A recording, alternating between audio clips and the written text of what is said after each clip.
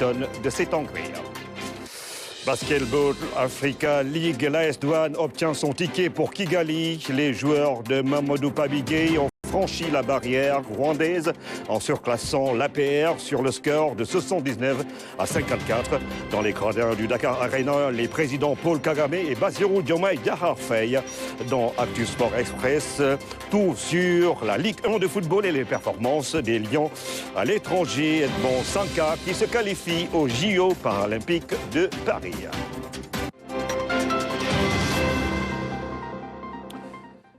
Bonsoir et bienvenue à tous. Fin des 48 heures de visite du président de la République du Rwanda au Sénégal. Paul Kagame a été accompagné à l'aéroport international Léopold Sédar Senghor par le Premier ministre Ousmane Sonko. Le président rwandais boucle une visite marquée notamment par sa présence hier à la dernière journée de la première phase de la Basketball Africa League à Dakar Arena aux côtés de son homologue sénégalais, le président Bassirou Diomaye Diakhar Faye.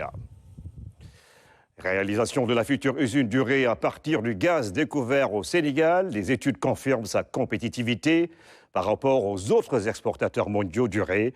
17 millions de tonnes de CO2 pourraient être captées au cours des 30 années d'exploitation de l'usine, avec le soutien et l'expertise du consortium Manufacturing Africa du gouvernement du Royaume-Uni. Petrosen Trading et Services a réalisé ces études. Plus de détails avec Saliou Sek.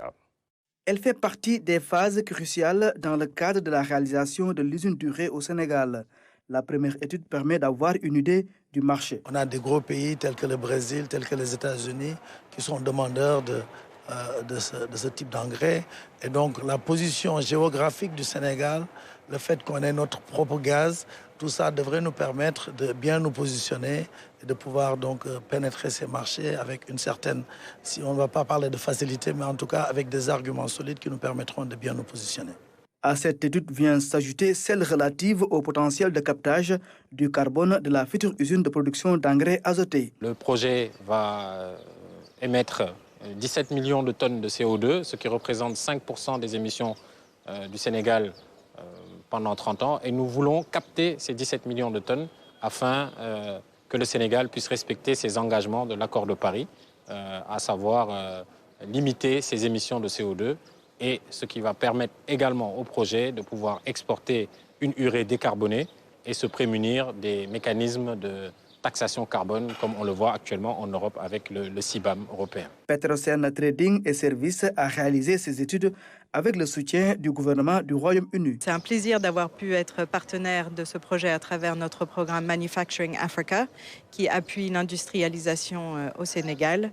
Et nous sommes très satisfaits du travail et des conclusions de ces deux études qui montrent que vraiment ce projet a beaucoup d'avenir et nous espérons le voir concrétisé bientôt et de continuer à être partenaire dans cette lignée. Aujourd'hui, l'urée qu'on a au Sénégal est importée et que l'État doit bien sûr subventionner, on parle de 70 à 100 000 tonnes par an, et que l'État du Sénégal est obligé de subventionner cet engrais afin de le rendre accessible à nos cultivateurs.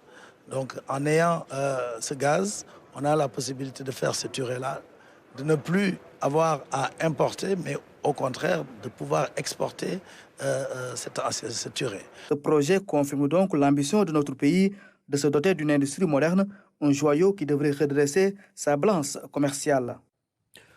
Comment améliorer les pratiques professionnelles des acteurs, des systèmes éducatifs pour soutenir ces pays qui sont prêts pour une transformation positive des enseignements-apprentissages? La question a été au cœur des échanges au cours d'un atelier régional de partage d'expériences ouvert à Dakar. C'est dans le cadre du programme d'appui au pilotage de la qualité de l'éducation initié par l'UNESCO. Massamba Chan. Quelle stratégie pour le renforcement du pilotage de la qualité de l'éducation? C'est tout le sens de cet atelier régional de partage d'expériences d'une quinzaine de pays de l'Afrique subsaharienne. Cette rencontre, initiée par l'Institut international de la planification de l'UNESCO, IIPE, en partenariat avec l'Agence française de développement, vise à présenter les résultats des différents pays ciblés par le programme et dessiner les perspectives en termes d'accompagnement. 3 questions fondamentales ont alors émergé, posant les bases de notre action commune. Premièrement, avons-nous réellement saisi les causes profondes qui freinent la qualité de l'éducation, malgré les successions de réformes. Deuxièmement, quels éléments ont entravé les stratégies et les programmes antérieurs visant à améliorer cette qualité? Et enfin, comment pouvons-nous mieux accompagner nos pays pour des résultats plus tangibles et plus durables dans le domaine de la qualité de l'éducation? Autant d'interrogations dont la réponse semble nuancée au regard des résultats obtenus ces 10 dernières années dans la recherche de qualité dans l'éducation. En Afrique, après au moins 6 années de scolarité primaire, environ 60% des élèves présentent des compétences insuffisantes en calcul. Ce chiffre s'élève à peu près 50% en ce qui concerne les compétences en lecture. Dans les recommandations, le ministre de l'Éducation nationale, Moustapha Mamba Guirassy, a invité les participants à saisir l'opportunité pour réfléchir sur une approche novatrice afin de soutenir les pays dans la perspective d'une transformation de l'éducation. Cette qualité-là doit être mesurée, pas à l'aune du nombre de bâtiments construits, pas à l'aune du nombre de tables de bancs réalisées, mais à l'aune de ce que nous voulons produire comme citoyens, comme jeunes Africains, comme jeunes Sénégalais, jeunes Togolais. C'est comme ça qu'on doit mesurer la performance de notre système éducatif. Durant 3 jours, les participants à cette rencontre vont présenter le programme et l'état de sa mise en œuvre, discuter des réalisations et des effets du programme dans les pays bénéficiaires et dessiner les perspectives en termes d'appui au pays pour une meilleure gestion des apprentissages. Et puis Kaolack évalue les résultats du programme de formation école-entreprise. Sur les 4000 jeunes formés dans 10 régions du Sénégal, 500 ont été certifiés pour la prochaine cohorte. 105 jeunes de la région pourront bénéficier de cette opportunité. Claire Diop. Le bilan des formations professionnelles école-entreprise selon les modalités duales ici à Kaolack de 2020 à 2024 présenté au grand public. L'option est claire, mais aussi l'évolution. Sur les 290 jeunes enrôlés, 38 sont déjà certifiés. Une nouvelle cohorte de 105 ont démarré leur certification. L'accompagnement ira jusqu'à leur insertion dans le monde du travail parce que déjà opérationnelle, une initiative heureuse pour les nombreux jeunes en quête d'un emploi décent. Pour cette formation, on est bien satisfait car le PF2E nous a accompagnés dans des entreprises comme le TPA, les cuisines, froid et climatisation. La formation étant une compétence transférée dans la commune, des stratégies sont déroulées pour créer les conditions de fonctionnalité du projet. Nous avons eu à travailler avec la GIZ dans ce sens-là, avec d'autres acteurs, des directeurs d'école formation professionnelle et des chefs d'entreprise. Nous tendons une oreille très attentive à tout ce qui sera retenu aussi comme perspective pour le bon déroulement de la formation professionnelle au niveau de la commune de Kaolack. 80% du temps en entreprise et seulement 20% pour les cours théoriques. C'est le format proposé dans une perspective d'un meilleur déploiement. Aujourd'hui, on est là pour capitaliser, tout ce qu'on a fait. C'est l'objectif de ce forum de capitalisation, peut-être qui va nous permettre de tirer les bonnes leçons et aussi de noter les difficultés pour les corriger et aussi de prendre aussi les recommandations des acteurs qui nous accompagnent pour pouvoir aller de l'avant. Le programme est déroulé au niveau national. Plusieurs régions sont concernées. Le programme est sur 10 régions parmi les 14 du pays. Donc, depuis le début, on a enrôlé plus de 4000 jeunes et que ces jeunes-là, parmi ces jeunes-là, 500 ont été déjà certifiés.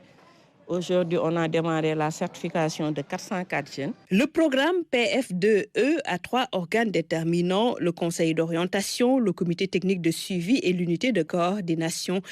Son redéploiement suit son cours. Initié depuis 2018, il ambitionne de prendre en charge la question de l'employabilité des jeunes pour leur insertion dans le tissu socio-économique du pays. Pendant ce temps, 6 établissements du Sénégal bénéficient du programme Québec Francophonie en formation technique, financé à plus de 2 milliards de francs CFA par la délégation québécoise. Ce programme offre des formations reconnues à l'étranger et dispensées dans les centres du Sénégal. Anaïs Nyanyamane. 6 établissements techniques sénégalais vont désormais disposer de nouvelles formations reconnues à l'étranger. Ce programme Québec Francophonie en formation technique propose une double diplomation permettant aux étudiants de recevoir une certification locale. Le Québec a une expertise en formation technique et professionnelle et il y a un besoin énorme en Afrique, dans les pays francophones, surtout au Sénégal, qui est le siège de la délégation générale, pour trouver des avenues, des perspectives intéressantes aux jeunes filles, aux jeunes garçons, en les formant dans des métiers techniques. Parce que pour qu'on industrialise un pays, ça prend la technicité, ça prend l'expertise technique. Ce programme Québec Francophonie regroupe 14 projets financés à plus de 4 milliards de francs CFA. Dans ce lot, 6 projets sont validés pour le Sénégal. On parle d'un budget de 10 millions de dollars sur 3 ans et 2 millions de dollars qui vont être dépensés au Sénégal. Donc la moitié, 2 milliards de francs CFA du projet vont être dépensés au Sénégal. Donc ce qui est très, très intéressant. Ensemble, donc, nous avons contribué au renforcement et à l'innovation des formations techniques et professionnelles, en particulier en soutenant l'intégration de l'approche par compétences, selon l'École québécoise. Cet état d'esprit est l'essence même de la façon dont nous entreprendrons ces projets aujourd'hui annoncés dans des domaines très variés, la gestion des eaux, le génie mécanique, l'électronique industrielle, pour la maintenance donc d'éoliennes pour la petite enfance. La Fédération des cégeps est fière de coordonner ce nouveau programme qui s'inscrit vraiment dans cet esprit de respect et d'innovation et de bénéfices mutuels. Cet appui du cégep québécois dans le secteur de la formation technique est bien accueilli par le ministère en charge de la formation professionnelle. Le programme Québec Francophonie prévoit d'accompagner la mise à niveau des dispositifs de formation des 6 établissements concernés, entre autres le lycée Seydina Limamou Laye, le CNQP, Centre national de qualification professionnelle, le lycée technique industriel et minier de Kédougou, le centre de formation professionnelle et technique, CFPT Sénégal-Japon, le centre des métiers des bébés, mais naturellement avec le soutien du 3FPT. Les projets soutenus au Sénégal par le gouvernement du Québec dans le cadre du programme Québec Francophonie durent 3 ans. La délocalisation de la formation technique va offrir de nouvelles opportunités aux jeunes Sénégalais.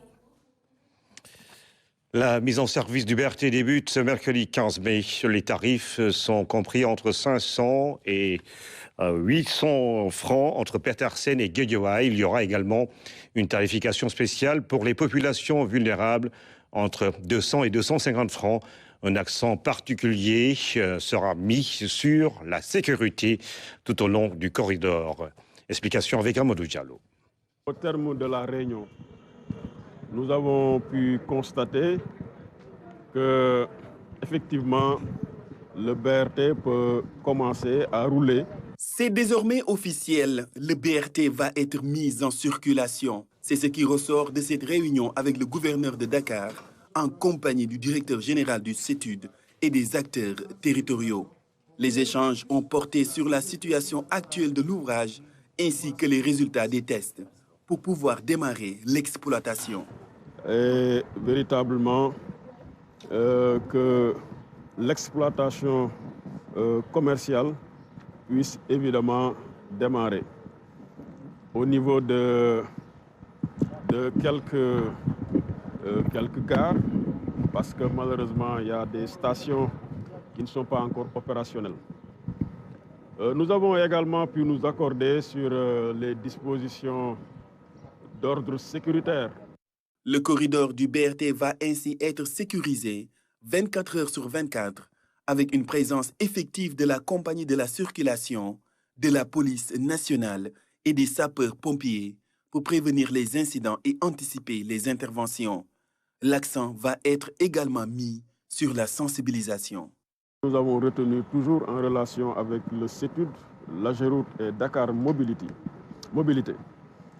que toutes les dispositions soient prises pour communiquer sur l'ouvrage, pour intensifier la sensibilisation et pour faire en sorte que les bonnes pratiques soient adoptées par les populations, les piétons, mais également les automobilistes. Le BRT de Dakar est le premier au monde 100% électrique. Il est doté d'un service de bus performant avec des prix accessibles. Alors, le prix sera extrêmement accessible. Ce sera entre 400 et 500 francs.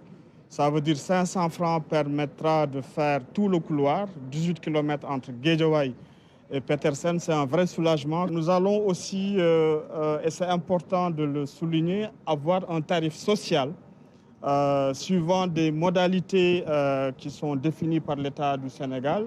16% des usagers pourront profiter de ce tarif social qui sera la moitié en fait tarifaire, ça veut dire 200 francs. Les bus vont rouler entre 6h et 21h. Le BRT va générer 1000 emplois directs et déjà 700 Sénégalais y sont recrutés. Sur les 23 stations, 14 sont fonctionnelles pour le démarrage prévu ce mercredi 15 mai 2024. Tarif qui varie entre 400 et 500 francs de Petersen à Guédiawaye. Et puis focus sur le centre de contrôle et de maintenance du BRT. Nous allons vous proposer de mieux faire connaissance avec cet outil du BRT. Mais il faut savoir que près de 150 bus vont assurer la desserte. Et que dire des propriétés et caractéristiques du bus rapide transit? Quelques éléments de réponse dans ce reportage de Philomène Constance-Diagne. Il se présente comme patriote avec son branding dressé aux couleurs nationales. Le bus rapide transit dispose de beaucoup d'avantages qui vont profiter aux voyageurs à bord. Il fait 18 mètres de long et il peut embarquer 150 passagers. Sur ces 150 passagers, 50 pourront bénéficier de places assises. Il est également prévu dans le bus des places pour les personnes à mobilité réduite et il existe également des places réservées pour les personnes âgées. Donc le bus présente ou offre un certain nombre de services aux usagers. Par exemple, les places assises sont équipées de prises USB qui permettront aux clients de pouvoir recharger leurs appareils portables. Également, le bus dispose d'un Wi-Fi offline qui permettront aux clients de pouvoir se connecter et de bénéficier de certaines informations qui sont diffusées à travers ce réseau. Par ailleurs, il faut signaler que les bus sont climatisés. Et ce qu'il faut également dire, c'est qu'ils sont équipés de caméras de vidéosurveillance. Il y a 4 caméras de vidéosurveillance qui permettent vraiment d'avoir un visuel sur l'intégralité du bus. Et il présente la particularité d'avoir un plancher haut, donc qui est à 90 cm, qui permet en fait de pouvoir embarquer ou débarquer directement au niveau des quais. La mobilité urbaine à Dakar et dans sa banlieue va nettement s'améliorer avec ces vedettes du projet BRT devenu réalité. Près de 300 000 personnes seront transportées par jour, d'où le besoin d'assurer le maximum de sécurité dans les bus et tout au long du tracé. Les bus, comme vous les voyez, ils sont équipés en fait d'issues de secours. Déjà, sur la partie latérale droite, vous avez 2 portes de secours qui sont prévues. Et vous verrez qu'il y a 15 parois latérales en cas de problème. Il suffit juste d'utiliser les marteaux brise-vitres qui sont positionnés à proximité de ces parois et pour pouvoir évacuer le bus. Également, en cas de renversement du bus, il existe sur le plancher 5 issues de secours qui permettent également d'évacuer le bus. Ce qu'il faut également dire, c'est que le bus est équipé d'un extincteur à l'intérieur et par ailleurs, au niveau des packs de batterie qui sont sur le plancher et sous le châssis du bus, il existe un système qui permet de détecter toute hausse anormale de température et en cas de détection de ce type de problématique, il y a un extincteur qui se déclenche automatiquement et pareil, le conducteur sur son pupitre verra une alarme sonore qui lui permettra de lancer des opérations d'évacuation. Voilà. Nous avons un système d'aide à l'exploitation qui nous permet de géolocaliser les bus, d'opérer nos manœuvres de régulation. 100% électrique avec une grande capacité de charge, ces bus pourront rouler sans risque toute une journée. La société d'exploitation a pris toutes les dispositions en installant plusieurs bornes de recharge. Donc en utilisant 80% de leur capacité de charge, les bus peuvent rouler 250 km. Il est prévu au niveau des infrastructures du BRT 3 sites de recharge. D'abord le site du dépôt de Guédiawaye qui comprend une cinquantaine de bornes de recharge. Et puis au niveau des pôles d'échange de Guédiawaye, Petersen et Grand Médine, nous avons également des bornes de recharge qui permettent de faire de la recharge en ligne. L'essentiel de la recharge des bus va se faire en nocturne. Donc nous opérons entre 5h et 22h. Et une fois que les bus sont retournés sur leur site de remisage, on opère les opérations de recharge la nuit. Donc les bornes ont des puissances de 120 kW et c'est des bornes doubles qui permettent de recharger 2 bus. Le 14 janvier prochain, ces bus vedettes du projet BRT devront se fondre dans le décor de la capitale et de sa banlieue, facilitant la mobilité aux éventuels usagers qui, on l'espère, en feront leur propriété. Le BRT qui va donc débuter ses navettes mercredi. Je vous amène à découvrir le centre de contrôle et de maintenance du BRT, communément appelé le dépôt. C'est un bâtiment de 6 hectares. C'est dans ces locaux que se feront toutes les opérations de régulation et de remisage de la flotte. 3 parties stratégiques la composent. Nous découvrons ces lieux avec Philomène Constance-Gagne. Situé à Gadaye, dans la commune de Wakhinane-Nimzatt, une des 5 communes du département de Guédiawaye, le centre de contrôle et de maintenance des bus BRT. Une infrastructure imposante de par sa superficie, 6 hectares, mais aussi de ses composantes, dont un bâtiment administratif intelligent, office de bureau pour le personnel. Ce bâtiment est composé aussi de 2 parties. Une partie administrative pure avec les bureaux de formation, les bureaux des responsables marketing, tout ce qui est bureau de direction générale et des bâtiments aussi de service, notamment un parking sur 2 niveaux, au rez-de-chaussée et à l'étage, et un restaurant aussi pour le personnel. Donc c'est important aussi de noter que c'est un bâtiment qui est centralisé, il y a une gestion technique centralisée du bâtiment, il y a une gestion vraiment du bâtiment du point de vue intelligence. C'est des bâtiments très modernes, très emblématiques qui sont aujourd'hui à la pointe de la technologie. Ce bâtiment connecté renferme le cerveau même du BRT. Il s'agit du poste de commandement centralisé. Dans ce poste de commandement centralisé, il y a tout un système d'aide à l'exploitation et d'information voyageurs qui est déployé par l'opérateur et qui permet, grâce au concours des régulatrices, de gérer toute la régulation des 121 bus BRT sur le corridor. Parce que c'est des bus, encore une fois, 100% électriques, mais qui sont équipés des équipements les plus modernes, avec des modems qui communiquent avec le système au sol aujourd'hui qu'on a reçu sur ces bâtiments. Et ce système au sol-là permet de détecter la position des bus, leur vitesse, de pouvoir discuter avec les conducteurs et de faire toutes les opérations de régulation et d'aide à l'exploitation qui est dans ce bâtiment.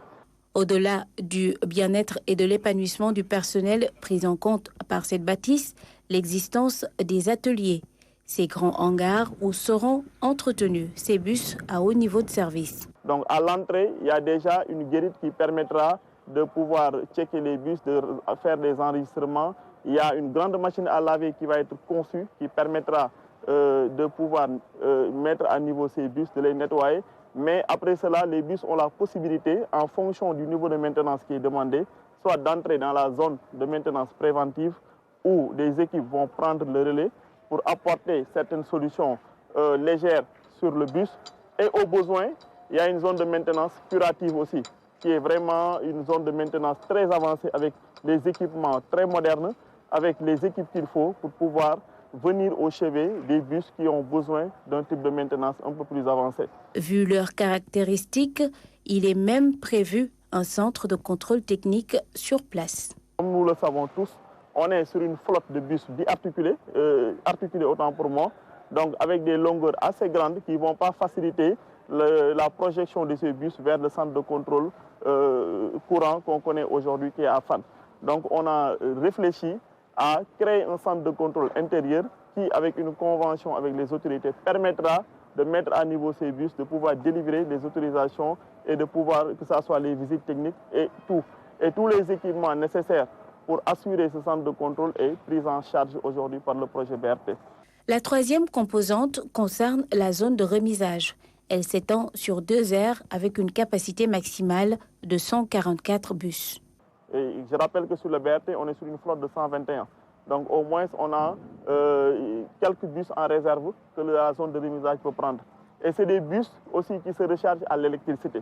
Ce qui fait que dans la zone de remisage, on a 13 postes satellites.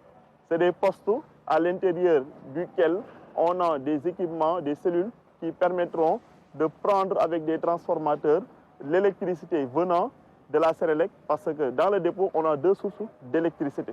On a une source qui vient de Guédiawaye, de poste source de Sénélec, et une autre source qui va venir de Mbao, pour pallier toute éventualité de risque de blackout au niveau du dépôt. Donc ces postes satellites sont reliés à des bornes de recharge. Donc c'est ces bornes qui permettent le chargement lent du bus dans la nuit. Donc, et ces bornes de recharge-là, on en a 121 aujourd'hui. En plus des aspects architecturaux, urbains et des défis de l'ingénierie du dépôt, les questions environnementales et sécuritaires sont prises en compte. On a une station d'épuration au niveau du dépôt, et cette station d'épuration-là a pour rôle aujourd'hui de rassembler toutes les eaux de rejet du dépôt, mais pas seulement de les jeter dans la mer, mais c'est des eaux qui vont être traitées. Et ces résidus vont nous permettre d'être réutilisés pour un peu apporter un complément sur l'électricité du dépôt, mais les eaux traitées vont servir de l'aménagement de l'ensemble des espaces verts qui sont dans le dépôt. Donc vraiment, on est dans un système recyclable aujourd'hui qui est très sobre en carbone, notamment sur les matériaux qui sont utilisés, sur le système de traitement aussi qui est fait au niveau de ce dépôt.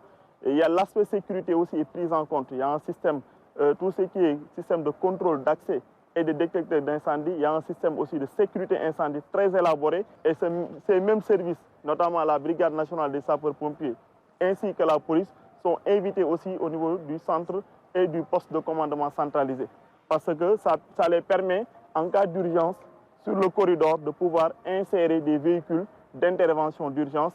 Comme c'est le cas déjà des 23 stations du BRT qui sont ravitaillées en énergie solaire, le dépôt va vers une connexion solaire dans son ensemble et est prêt à accueillir ses vedettes ce 14 janvier, jour de l'inauguration du BRT. Reportage réalisé justement le 14 janvier dernier, date qui était retenue pour le démarrage du bus rapide transit. Ce sera donc ce mercredi 15 mai 2024.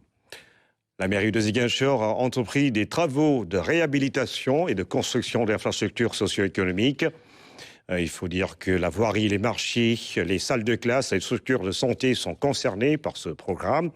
La commune a bénéficié d'une enveloppe de plus d'1 milliard de francs CFA du PACASEN.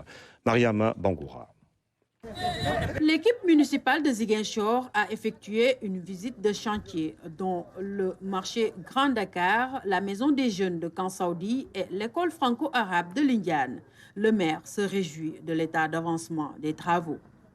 Nous avons démarré la visite au niveau du marché Mariama Djidjou, où les travaux ont commencé. Nous sommes au niveau de Santiaba pour la visite de la voirie.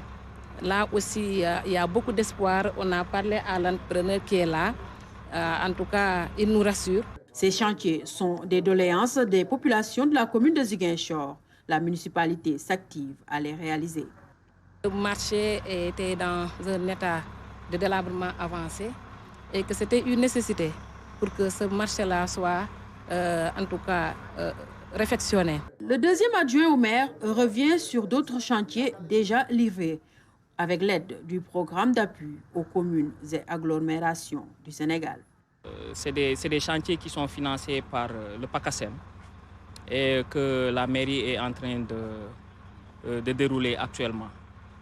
Donc il y a également le logement de la sage-femme de Colette Senghor, qui a été une vieille doléance des populations que la mairie a réalisée aujourd'hui et que donc la sage-femme a déjà rejoint, ce qui permet aux populations de Bokot et les environs de pouvoir, même la nuit, solliciter la sage-femme dans l'urgence. Ces chantiers sont financés à hauteur de 1,4 milliard de nos francs par le PACASEN. La voirie et la réhabilitation du marché constituent une priorité pour la mairie avec l'approche de l'hivernage. La 136e édition du pèlerinage marial de Popenguine. Le gouvernement fait le point sur les engagements pris et les dispositions nécessaires à la réussite de l'événement religieux prévu du 18 au 20 mai prochain. Le ministre de l'Intérieur a dirigé les travaux. Dame Silla. Cette réunion nationale préparatoire de la 136e édition du pèlerinage marial de Popenguine a permis aux services de l'État et au comité d'organisation d'échanger sur les dispositifs à prendre. L'ensemble des besoins exprimés pouvant faciliter une bonne organisation de l'événement ont eu des réponses favorables. La première recommandation s'adresse aux représentants des différentes structures de l'État impliqués dans l'organisation du pèlerinage. Il faut veiller au respect strict vraiment des engagements qui ont été pris ici. Deuxièmement, au gouverneur de Thiès, Monsieur le gouverneur, je vous demande d'assurer le suivi des décisions arrêtées à l'occasion de cette réunion nationale. Enfin, au secrétaire général, en rapport avec le directeur général de l'administration territoriale, il faudra assurer le suivi quotidien de la mise en œuvre des décisions arrêtées au niveau central et territorial, de m'en rendre compte régulièrement en mettant l'accent sur les difficultés éventuelles, et ce jusqu'à la fin de la 136e édition du pèlerinage marial de Popenguine. Satisfait des mesures prises par les services de l'État, le comité d'organisation invite les différentes parties à investir le terrain et à respecter les engagements pris pour la réussite de l'événement. Un pèlerinage nécessite des sacrifices, puisque la vie de foi est un cheminement. Et ce cheminement, comme Popenguine, est quelquefois difficile, avec des routes rocailleuses, surtout pour les marcheurs. Mais j'espère que tout ira pour le mieux et je pense qu'au sortir de cette réunion, nous sommes vraiment satisfaits de la réalisation, au moins à 99,9% de tous les engagements tenus par les services décentralisés. La 136e édition du pèlerinage marial de Popenguine se tient du 18 au 20 mai prochain. Avec Marie, notre mère, marchons ensemble pour un Sénégal de justice et de paix est le thème retenu cette année. Le 7e art cinéma au festival de Horibga, un programme a été établi pour une projection quotidienne des films en compétition, fiction ou documentaire. Une belle manière pour permettre au public de découvrir ses productions et les messages qu'elles renferment. Neykumbanya, envoyé spécial. Je suis Yenenga, princesse de Gambaga. Je suis Yenenga, je suis une couronne de ronces. Gare à la tête qui voudra me porter. Je suis Yenenga. Le festival de Horibga bat son plein. Le public est venu découvrir les films sélectionnés. Des productions qui véhiculent chacune à leur manière un message. Le Galop, qui est mon 3e long métrage, filme les coulisses du FESFACO et à travers la compétition des réalisateurs. Donc c'est ce moment délicat que vivent les réalisateurs au cours de leur carrière que j'ai voulu mettre la lumière dessus. C'est vraiment un coup de chance parce que quand j'ai choisi mes protagonistes, à la base, je ne les connaissais même pas. C'était au pif. Et puis voilà, la grande surprise, l'étalon d'or a été remporté par Moumouni Sanou du Burkina Faso, et ce qui donne un coup de pouce au film. Le message qu'on veut faire passer, c'est que c'est vrai que la compétition, c'est quelque chose de très difficile, qui est difficilement accepté par tout le monde. Et je pense que le grand message dans tous les festivals, c'est qu'on fait surtout des films pour que les films soient vus, parce qu'ils méritent d'exister. Et pour moi, il n'y a pas de compétition à avoir. Stéphane Boy en est à sa première participation au festival. Son court-métrage, Bakou, met en lumière les difficultés auxquelles font face les jeunes ayant grandi en banlieue française. Bakou parle de l'histoire d'un jeune franco-sénégalais qui vit seul avec sa maman. Et sa maman est gravement malade. Et donc, pour lui offrir un dernier voyage au Sénégal, il décide de faire une activité légale, un combat clandestin. En fait, cette histoire, je l'ai écrite il y a 3 ans et ça part d'un sentiment un peu de colère que je pouvais ressentir quand je pense à ma situation, à la situation aussi de personnes que je connais, que je côtoie. Et on ressentait comme une forme d'isolation. Et donc, le film aussi veut raconter et veut dire qu'il ne faut pas céder à la violence pour s'en sortir et qu'il y a d'autres moyens aussi pour avancer. Pendant une semaine, une pléiade de professionnels du cinéma présents à Horibga vont offrir un large panel de genres cinématographiques. Des conférences et panels sont aussi organisés afin de débattre des problématiques liées au cinéma africain et de réfléchir à son évolution. La communauté internationale maintient la pression sur Israël qui compte mener une opération d'envergure à Rafah, dans la bande de Gaza. L'Égypte a décidé d'appuyer l'Afrique du Sud qui a porté plainte devant la Cour internationale de justice contre l'État hébreu pour génocide à Gaza. Sina Dunfal. Depuis la menace d'une invasion majeure à Rafah dans la bande de Gaza, plus de 360 000 Palestiniens auraient été déplacés en une semaine. La pression internationale se fait plus forte sur Israël. L'Égypte a émis son objection à l'offensive israélienne à Rafah. Le Caire s'associe à la plainte sud-africaine contre Israël pour génocide à Gaza devant la Cour internationale de justice. L'Afrique du Sud demande notamment à la Cour internationale de justice des mesures contre Israël afin qu'il se retire de Gaza et mette fin à son offensive militaire à Rafah. Pour leur part, les États-Unis ont déclaré que l'utilisation par Israël d'armes fournies par Washington avait probablement violé le droit humanitaire international, mais que les conditions de guerre empêchaient les responsables américains de les déterminer avec certitude dans le cadre des frappes aériennes spécifiques. En 24 heures, plus de 120 cibles ont été bombardées par l'armée israélienne dans la bande de Gaza. Le Hamas a fait état de plus de 35 000 morts dans l'enclave depuis le début de la guerre. Voilà donc, après l'actualité internationale, la page des sports dans un instant avec Ibrahim Abou.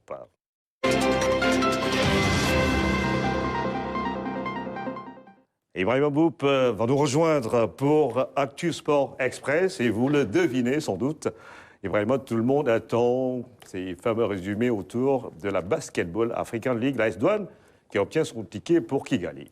Bonsoir Ibrahim Diédhiou, bonsoir à tous ceux qui nous regardent. L'AS Douanes a obtenu son ticket pour le Final 8 de la BAL, la Basketball Africa League, un match qui s'est joué devant deux présidents de la République. Ça n'arrive pas tout le temps. Le président Bassirou Diomaye Faye et son homologue rwandais Paul Kagame ont assisté à cette rencontre de la dernière journée de la Basketball Africa League. L'AS Douanes a assuré devant son public en dominant l'APR, l'armée patriotique rwandaise, 79-54 et se qualifie donc pour les playoffs à Kigali. Voici les réactions de Haruna Abdoulaye et de Mike Fofana, deux joueurs très en vue. Dieu merci, partout je suis passé, que ce soit à FAB, Salé, ABC et maintenant Douanes, j'ai fait les playoffs. Je pars à Kigali pour la 4e fois. Tout compétiteur, c'est quand tu joues, c'est pour gagner.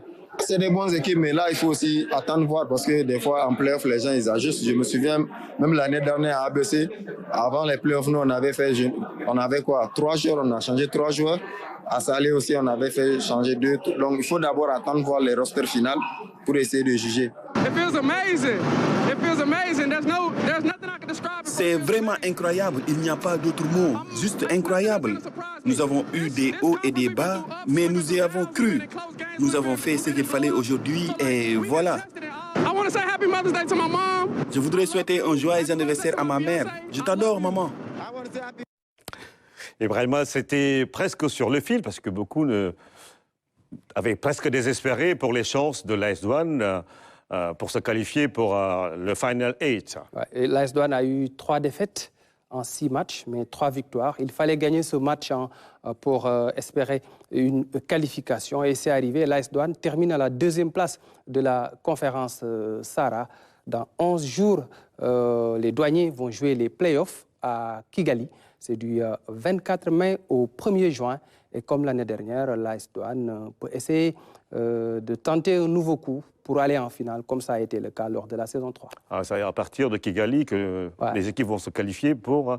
À partir de Kigali, on a les 8 meilleures équipes issues des 3 conférences. La conférence Kalahari, qui s'est jouée en Afrique du Sud, la conférence Nil en Égypte et la conférence Sahara au Sénégal. Maintenant, c'est le dernier acte de cette Basketball Africa League avec les 8 meilleures équipes de basket du continent. Bien sûr, parlons à présent de canoë. Oui. Para-canoë avec la qualification d'Edmond Sanka aux Jeux paralympiques. Il a une belle histoire, ce monsieur. Oui, c'est un ancien militaire, un ancien parachutiste de l'armée sénégalaise. Il a été amputé d'une jambe à cause d'un accident alors qu'il était en faction. C'est une très belle histoire. Edmond Sanka a validé son ticket pour les Jeux paralympiques Paris 2024. C'était samedi en Hongrie à l'occasion de la Coupe du monde de canoë sprint 1 ICF. Il a terminé à la 4e place devant l'Espagne, le Brésil et l'Autriche. Et avant ces Jeux paralympiques, il y aura les Jeux olympiques à Paris du 26 juillet au 11 août prochain. La flamme olympique est arrivée en France depuis le 8 mai. Les premiers relais ont eu à Marseille avec de grands champions. Drogba, Florent Manodou plutôt, Basile Boli, Jean-Pierre Papin. À Toulon, un ancien basketteur sénégalais du nom de Chersila a porté la flamme. Le relais de la flamme olympique dure 101 jours. Il avait débuté le 16 avril à Olympie en Grèce et va se terminer le 26 juillet à Paris, le jour de la cérémonie d'ouverture des Jeux olympiques. On a également vu des basketteurs de grands noms du basket. Ouais, Tony Parker. Tony Parker. Ouais, qui a tenu la flamme olympique. Alors ce sera au mois de juillet et ce sera pour combien de temps? 2 semaines. 2 semaines. Du 26 juillet au 11 août et 15 jours après les Jeux olympiques, il y aura les Jeux paralympiques. À Paris, toujours. Toujours, la capitale, la ville lumière. Ouais. Alors les rideaux sont tombés sur le drapeau du chef de l'État. Nous sommes au Sénégal. Lutte sans frappe. La région de Dakar, c'est un peu paradoxal. Confirme sa suprématie. Où sont les Fatikois? Où sont les autres régions? Fatick était en finale, mais la région de Dakar a pris le dessus. C'est un triplé pour la région de Dakar. 3 fois de suite, la région de Dakar remporte ce drapeau du chef de l'État en lutte sans frappe. C'était en présence du ministre des Sports. On va regarder les images ensemble. Là, c'est le combat de la finale entre Fatick et Dakar dans une très belle ambiance au stade Caroline Faye de Bourg. Nous écoutons le ministre des Sports, Khady Diène Gaye, qui était présent.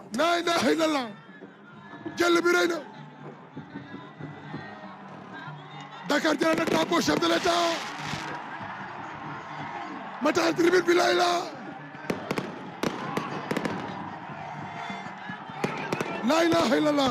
Nous sommes aujourd'hui ici présents au stade Caroline Faye de Bourg pour représenter son Excellence, le Président de la République, M. Bassirou Diomaye Diakhar Faye, à cette énième édition du drapeau du chef de l'État. Nous représentons aussi le gouvernement du Sénégal avec à sa tête M. le Premier ministre Ousmane Sonko, qui du fait des agendas professionnels submergés et très chargés, n'ont pas pu faire le déplacement jusqu'au stade Caroline Faye. Nous sommes là présents aujourd'hui.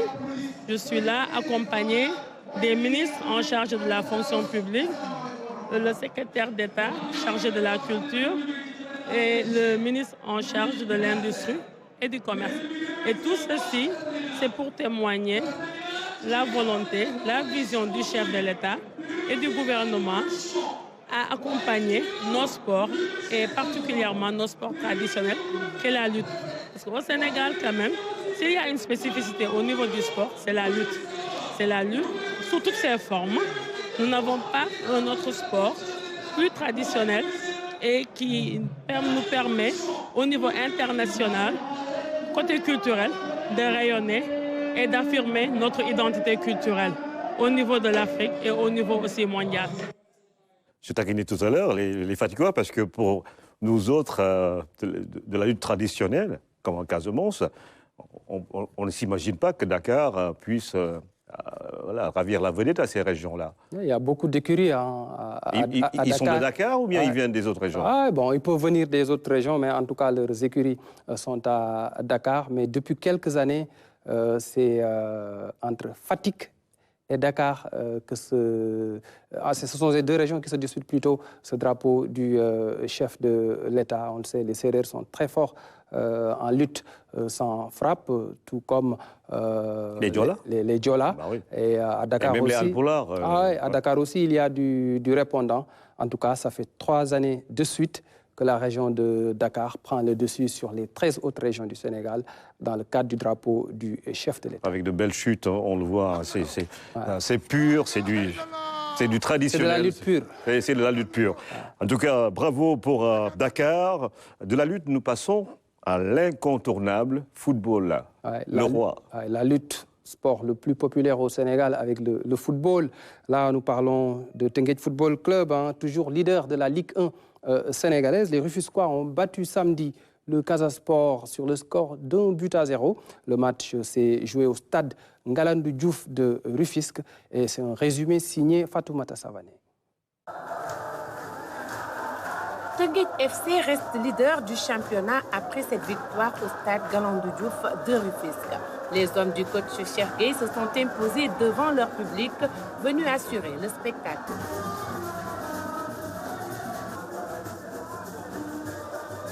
L'unique but de la rencontre a été marqué par Adama Diarra dans les arrêts de jeu de la première période.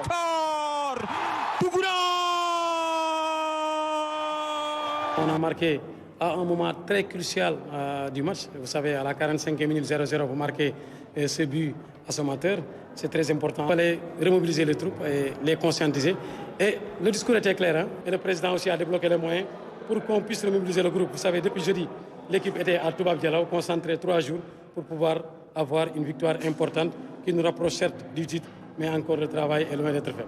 Le Casa Sport, après cette défaite, occupe la 12e place au classement. Son entraîneur estime que le manque d'efficacité des attaquants pourrait être une des raisons pour une équipe en reconstruction. Moi, je n'ai pas trop de regrets par rapport à mes garçons, sinon dans le score. Quand on va faire le tour des équipes sénégalaises, le mal, c'est un peu les attaquants. Mais il faut en chercher. Il faut aussi en scruter pour en trouver. Nous avons une équipe très jeune, mais il faut continuer à croire et dire, si on n'a pas d'attaquant qui marque, nous avons aussi le football, il faut trouver des milieux de terrain qui peuvent marquer. Nous avons une équipe en construction, parce que quand même, on a été très braves en certain moment donné, parce que nous avons mis 5 matchs sans en encaisser. Aujourd'hui, on prend avec Teungueth, il n'y a pas de problème.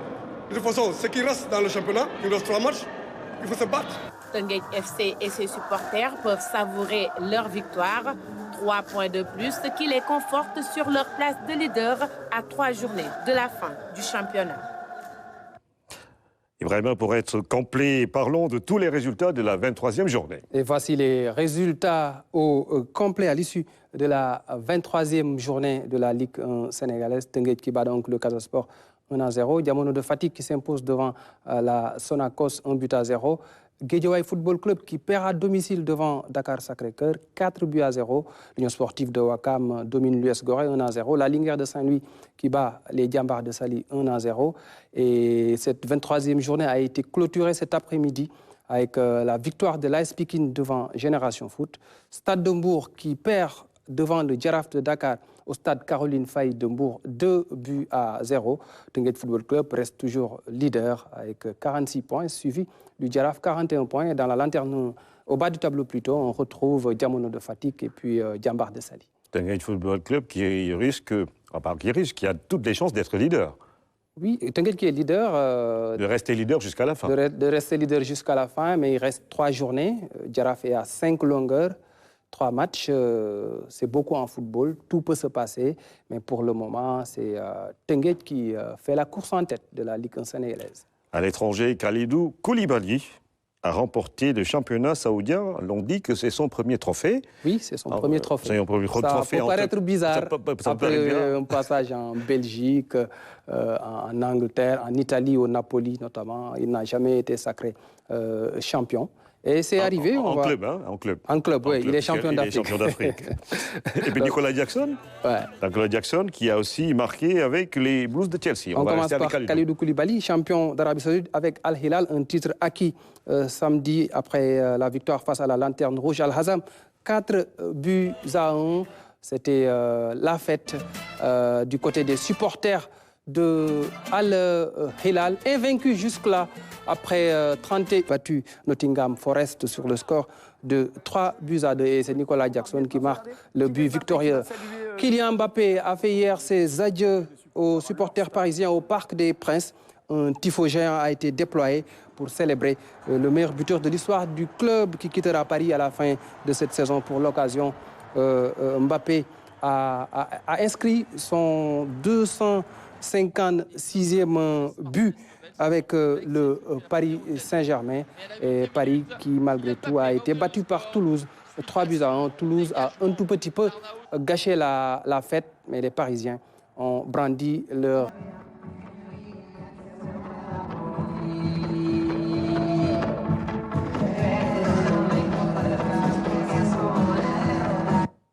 Ah, c'est la danse des champions. Hein. La danse des champions c'est dans les rues de Madrid. Avec Carlo Ancelotti. Excellent coach, très copain avec ses joueurs, tout simplement. Bien sûr. C'est magnifique de voir ces scènes de joie-là. Et puis des générations différentes. Ancelotti, plus de 60 ans, je pense. Ouais. Et Camavinga, moins de 30 ans. La danse des champions, on va revenir sur Kalidou Koulibaly quand même. Vous disiez tout à l'heure que son club n'a pas perdu de match cette année. En Saudi Pro League, 31 journées du moins de Saudi Pro League, 29 victoires, 2 matchs nuls, 0 défaite et a la possibilité d'aller chercher la Coupe d'Arabie Saoudite le 31 mai face à Al Nassr d'un certain Sadio Mané. Ça va être un duel de champions d'Afrique en terre d'Arabie. Un match hyper important qui va intéresser les Sénégalais. Quand le capitaine des Lions fait face à la star de l'équipe nationale. On va dire vive les Lions. Ouais, vive les Lions. Sur les terrains d'Arabie Saoudite. Absolument. Peut-être avant de se quitter, les rendez-vous à venir après ce journal de 20h, il y aura votre magazine Galaxy Sport avec 3 invités.